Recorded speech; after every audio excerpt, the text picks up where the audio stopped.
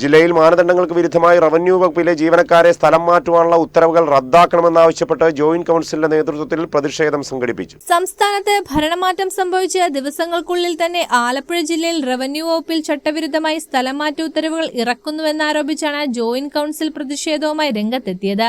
സർക്കാർ ജീവനക്കാരുടെ പൊതുസ്ഥലം മാറ്റം പൂർണ്ണമായി ഓൺലൈൻ സംവിധാനത്തിലേക്ക് മാറിയിരുന്നു. റവന്യൂ വകുപ്പിൽ സീനിയർ ക്ലർക്ക് മുതൽ ഡെപ്യൂട്ടി കളക്ടർ വരെയുള്ള കേഡറുകളിൽ നിലവിൽ HRMS വഴിയാണ് സ്ഥലം മാറ്റുന്നത്. ഇത് സംബന്ധിച്ച് ലാൻഡ് റവന്യൂ കമ്മീഷണറുടെ സ്ഥലം മാറ്റ മാനദണ്ഡങ്ങളുമുണ്ട്. ഇതനുസരിച്ച് പൊതുസ്ഥലം മാറ്റത്തിന് അപേക്ഷ സമർപ്പിച്ച ജീവനക്കാർ കാത്തിരിക്കുന്ന സമയത്താണ് മാനദണ്ഡങ്ങൾ ലംഘിച്ച് സ്ഥലം മാറ്റുന്നതെന്ന് ജോയിന്റ് കൌൺസിൽ ആരോപിക്കുന്നു. ഇതിൽ പ്രതിഷേധിച്ചാണ് ജോയിന്റ് കൌൺസിലിന്റെ നേതൃത്വത്തിൽ ആലപ്പുഴ കളക്ടറേറ്റിൽ പ്രതിഷേധ പ്രകടനം നടത്തിയത്. തുടർന്ന് ജില്ലാ കളക്ടറുടെ ചുമതലയുള്ള ജില്ലാ ഇലക്ഷൻ ഡെപ്യൂട്ടി കളക്ടറെ ഉപരോധിച്ചു. ജോയിന്റ് കൌൺസിൽ സംസ്ഥാന സെക്രട്ടേറിയറ്റ് അംഗം ഹരിദാസ് ഇറവങ്കര ഉപരോധ സമരം ഉദ്ഘാടനം ചെയ്തു. തുടർന്ന് നടന്ന പ്രതിഷേധ യോഗത്തിൽ ജോയിന്റ് കൌൺസിൽ ജില്ലാ പ്രസിഡന്റ് സി പ്രസാദ് അധ്യക്ഷത വഹിച്ചു.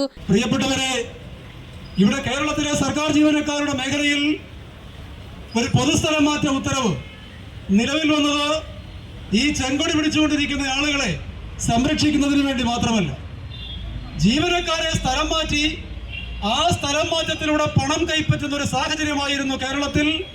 സമാനതകളില്ലാത്ത അഴിമതി നടന്ന കാലഘട്ടം 11-16 കേരളത്തിലായിരുന്നു. എന്താണ് 11-16 കേരളത്തിൽ നടന്നുകൊണ്ടിരുന്നത്?